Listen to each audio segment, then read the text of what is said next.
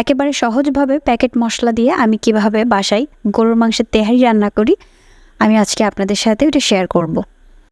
তেহারি রান্নার জন্য আমি এখানে 1 কাপ পরিমাণ মতো সরিষার তেল নিয়ে নিয়েছি। আপনারা চাইলে সয়াবিন ও সরিষার তেল দুইটা মিলেই 1 কাপ পরিমাণ নিতে পারেন। তেলটা যখন গরম হয়ে যাবে এখন এর মধ্যে 1.5 কাপ মতো পেঁয়াজ কুচি দিয়ে দিচ্ছি। পেঁয়াজগুলো যখন ভাজতে ভাজতে গোল্ডেন ব্রাউন কালার হয়ে আসবে তখন এর মধ্যে 2 টেবিল চামচ আদা বাটা, 1.5 টেবিল চামচ রসুন বাটা ও 1 টেবিল চামচ জিরা বাটা দিয়ে দিচ্ছি। মশলাগুলো কষিয়ে আমি এর মধ্যে 7 থেকে 8টি কাঁচামরিচ অর্ধেক চিড়ে দিয়ে দিচ্ছি। আমি যেহেতু এখানে কোনো লাল মরিচ ইউজ করব না, তো মরিচের পরিমাণটি একটু বেশি দিতে হবে, যেহেতু কাঁচামরিচ দিয়েই পুরো রান্নাটা করতে হবে। মশলাগুলো কিছুক্ষণ কষিয়ে আমি এর মধ্যে একটু পানি দিয়ে দিচ্ছি যেন মশলাগুলো পুড়ে না যায়। আর এখন আমি তেহারি রান্নার জন্য এখানে রাঁধুনি তেহারির মশলাটা নিয়ে নিয়েছি। 1 প্যাকেটে 2 কেজি পরিমাণ গরুর মাংসের জন্য মশলা দেওয়া থাকে, আর সেজন্য আমি অর্ধেকটা মশলা এখানে দিয়ে দিচ্ছি। যেহেতু আমি প্যাকেট মশলাটা ইউজ করেছি আর এর মধ্যে সমস্ত মশলার উপকরণ দেওয়া থাকে, এই জন্য আমি এখানে আর কোনো মশলা ইউজ করব না। মশলাগুলো 2 মিনিট মতো ভেজে নিয়ে আমি এর মধ্যে 1 কেজি পরিমাণ গরুর মাংস দিয়ে দিচ্ছি। আর তেহারির মাংস সাধারণত ছোট করে কাটা হয়, আর এর জন্য আমি মাংসগুলোকে একটু ছোট করে কেটে নিয়েছি। মাংসগুলো কিছুক্ষণ নেড়েচেড়ে আমি এর মধ্যে 3 টেবিল চামচ টক দই দিয়ে দিচ্ছি, আর দিয়ে দিচ্ছি স্বাদমতো লবণ। টক দই আমি আগে থেকেই ফেটিয়ে রেখেছিলাম। এখন সমস্ত মশলাগুলো মাংসের সাথে ভালোভাবে কষিয়ে আমি ঢাকনা দিয়ে প্রায় 40 মিনিটের মতো রান্না করব। আর ঢাকনা দেওয়ার পরে অবশ্যই চুলার জালটা মিডিয়ামে রাখতে হবে, বেশি জোরে জাল দেওয়া যাবে না। আমি এখানে কিন্তু কোনো প্রকার কোনো পানি ইউজ করব না।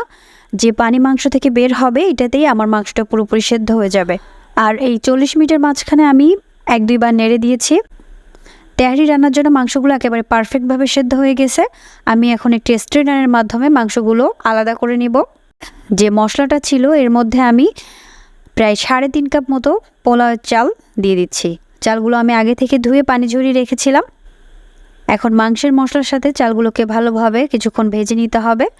এরপর আমি এখানে 3.5 কাপ চালের জন্য 7 কাপ পানি দিয়ে দিয়েছি। পানির পরিমাণটা ডাবল দিতে হবে, আর পানিটা অবশ্যই গরম পানি দিতে হবে। এইবারের মধ্যে 3 টেবিল চামচ পরিমাণ গুঁড়ো দুধ আমি একটু পানিতে মিশিয়ে দিয়ে দিচ্ছি। আপনারা চাইলে এখানে লিকুইড দুধটাও ইউজ করতে পারেন।